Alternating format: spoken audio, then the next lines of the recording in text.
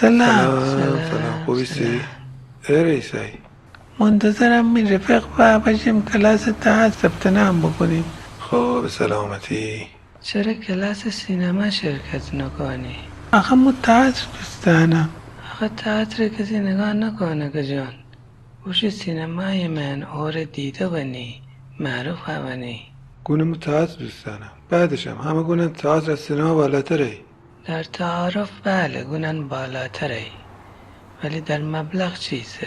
همه چی پول نه که آقا. درسته همه چی پول نه، ولی تئاتر هم آدم از واقعیت روزمره دور کنه. چطور دور کنه که؟ در نظر بگی یک کارگردان تئاتر اول صبح خوش پا از خونه نه بیرون. اول چینه مردم خوشان اشغال بکنن کنار دیوار جوارم بمیشتن نه لعنت بر پدر و مادر کسی که آشغال بریزد. بدن خیابان من این موتور پیاده‌روی من شودره، آدمان خیابان من شودرن.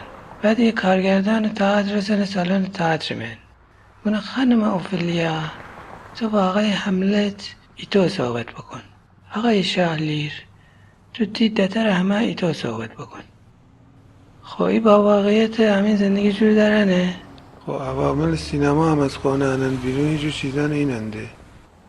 و تئاتر باید بگم مردم از پیاده رو بشون، موتوری از خیابون بشون. همه هنران خواه بکن.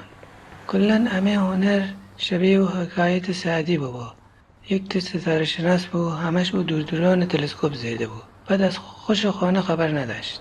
الانم اگه همه فرهنگ جامعه خرابه به خاطر اینه که همه هنرمندان همش او دوران نگاه کردن، اصلا توجهی به خوشان دورور ندارن. تو الان بودی تئاتر بدر نخونه گوش سینمای من.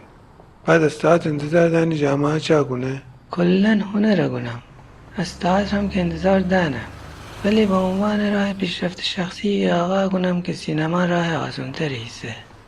بله آقا معذرت خواهم شما سر در بردیم. خواهش کنم مو عادت دارم از این جور حرفانو بشنوم. با اجازه. موفق باشه بلمیستر. خداحافظ.